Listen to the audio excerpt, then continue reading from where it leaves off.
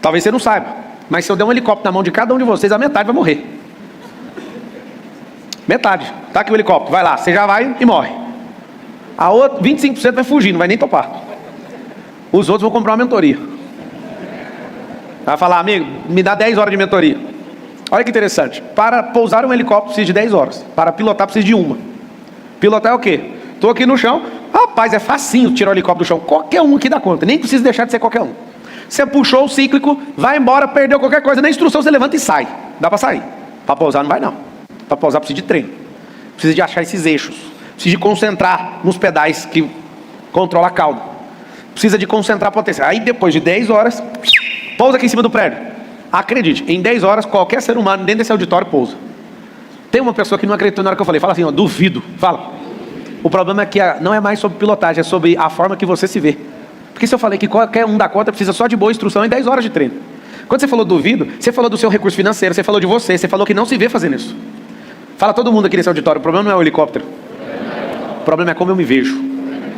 Então você estava com a crença até agora que dependendo do que você faz, vai dar resultado igualzinho se outra pessoa fizer. Não dá o mesmo resultado. Se você pegar a minha história e copiar ela, você não chega onde eu estou. Não chega. Porque se você copiar a minha história, só a história até onde você sabe, você não fez a história que você não sabe. E não fazendo a história que você não sabe, não te deu a maturidade que você precisa para suportar certas coisas. Não ter tido a experiência de ter vivido na família dos meus pais e tendo visto tudo o que aconteceu nesse lugar, não vai dar o mesmo resultado, já acabou. Não ter lido os mesmos livros e ter executado certas experiências, não vai. Não ter as mesmas habilidades, também não vai. Ou seja, não invente de copiar ninguém. Não dá para ter o mesmo resultado. Você pode fazer aquilo que você acha que sabe. Se você não fizer aquilo que eu não contei, que ninguém sabe, não tem como chegar no mesmo resultado. Significa que eu não preciso copiar a história de ninguém. Fala para aliviar uma válvula de pressão no seu cérebro. Fala assim, ó, eu não preciso repetir a história de ninguém. Por quê, meu Deus do céu? Porque as mesmas ações sem drivers mentais não dão o resultado. Agora, o que você precisa urgente? Tarefas pontuais para desbloquear esse emocional. Alguns de vocês me acompanhavam à distância. Nunca nos... Quer ver? Quantos aqui é a primeira vez que está me vendo presencialmente? Sejam bem-vindos. Você acabou de me ver presencialmente e chegou numa conclusão. Não tem nada demais, sim ou não? Ou tem gente que está achando alguma coisa ainda? Não, se eu só ver o Marçal, você transformar. Você viu que não vai. Agora, aqui no presencial você pode sentir uma energia que você não sente em qualquer auditório. Aqui no presencial você olha para mim e eu desejo de toda a minha alma que você chegue nessa conclusão. Não há nada demais no Marçal. Porque se você ficar assim, ele é muito inteligente, meu Deus, olha o que ele faz. Deixa eu te falar, seu cérebro está te ferrando. É mentira. Você sabe por quê? Vou fazer um teste aqui. Na moral, na humildade. Quantos aqui acham que eu tenho uma vida extraordinária? Levanta a mão. Beleza. Agora eu vou perguntar para mim, Marçal, você tem uma vida extraordinária? Alguém fala aí, explique-se. Eu acho que vocês têm uma vida ruim demais. Isso eu tenho certeza.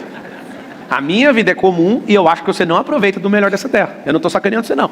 Marçal está com técnica de PNL ali só para deixar a gente motivado. Não, eu acho que vocês são péssimos, inclusive. Que vocês vivem abaixo da realidade. E eu não sou extraordinário, porque extraordinário... Deixa eu contar onde eu descobri isso. Eu estava em... Não era em Luzerne, era em... Eu estava dando meu único método de IP que eu fiz na Suíça. Eu sei que o cenário era os Alpes suíços atrás. Vou lembrar o nome... Lausanne. É em Lausanne, na Suíça. Bom, bem lembrado. Eu acabei de aplicar o método IP em Milão, peguei o carro a noite inteira até chegar em Lausanne. Então saí da Itália e fui fazer o método IP. Fiz primeiro em Milão, depois fui para Lausanne, na Suíça. Estou lá ministrando o método IP, vai para o intervalo. Eu vejo uma Porsche que eu nunca tinha visto no Brasil. Eu fiquei abismado. Eu vi a Porsche passando, uau, a Porsche passando. Aí eu tenho um problema com mentalização grave. Eu fechei os olhos e entrei dentro do carro do cara. E eu falei, uau, que carro extraordinário. Olhei pro cara e falei, qual a sensação de dirigir esse carro extraordinário? Isso tudo viajando em mentalização. E o carro andando. E eu parado aqui no meio, aqui perto da faixa de pedestre. Aí eu falei, qual que é a sensação de dirigir um carro tão extraordinário? O motorista não virou para mim e falou assim, é um carro comum. Aí eu, como assim comum? Aí eu saí da mentalização e falei, se ele acha esse negócio comum, aí veio o código. Cara, foi lindo ler esse código. Extraordinário é aquilo que eu chamo quando não vivo aquilo. Extraordinário é um nível acima sempre. Por que eu chamo de extraordinário? Porque ordinário é comum. Extraordinário é fora do comum, ou seja, fora do meu comum. Posso falar uma coisa para vocês? Uma Porsche é muito comum. Mais do que o normal.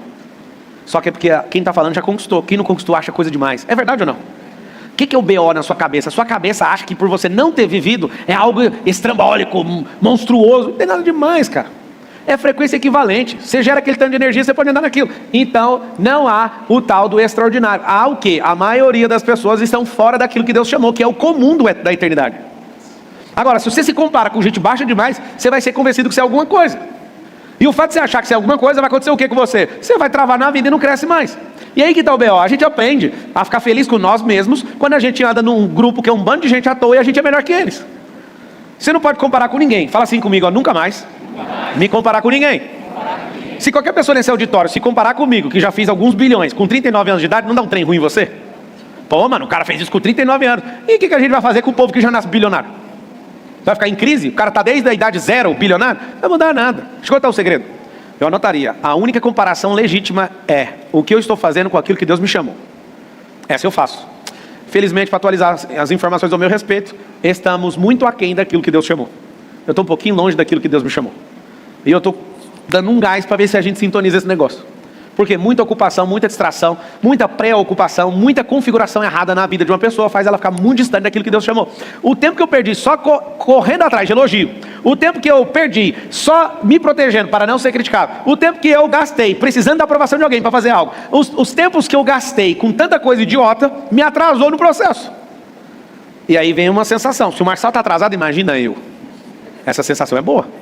Anota aí o código. Para atrasos, usar remissão de tempo. É um recurso bíblico que quando você começa a obedecer a Deus, ele dá saltos de tempos na sua vida. Para vocês que estão atrasados como eu, nós precisamos da remissão de tempo, que é quando a gente entra no favor de Deus e ele reconfigura a rota. E aí ele eleva a pressão num nível diferente. Fez sentido aí ou não? Para quem não conhece a remissão de tempo, é um salto no tempo. O que é remissão de tempo? No mundo jurídico aqui do Brasil, por exemplo, na LEP, que é Lei de Execução Penal, o abençoado que está cumprindo cadeia, eu não sei se é 4 ou 3 dias, alguém desse tempo aqui é 3? Se o detento cumprir 3 dias, ele diminui 1 dia na pena, é isso? Então a cada 3 dias de trabalho ele reduz uma. Tem até um fato interessante, para vocês que curtem o Bolsonaro, um cara muito top. Deixa eu ver se eu falo isso.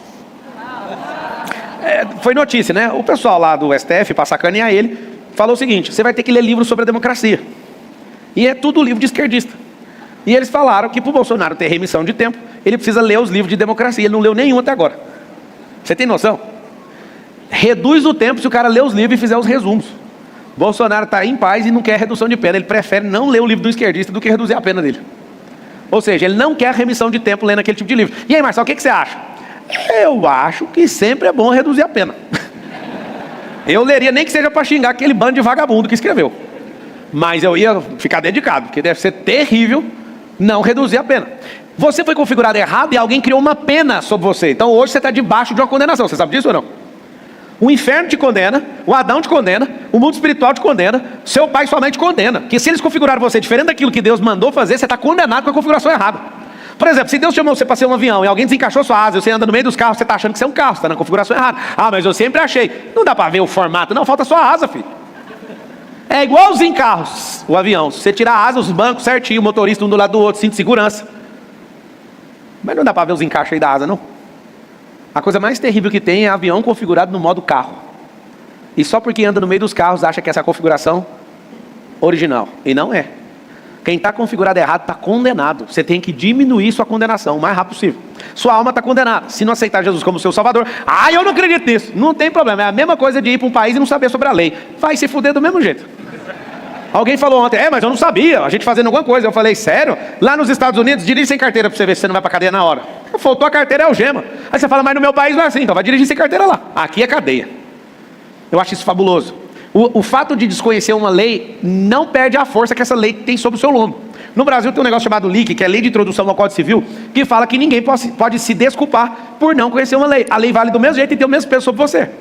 Assim funciona o mundo espiritual. Se você, de todo o seu coração, não entende que você está configurado errado, você está condenado do mesmo jeito.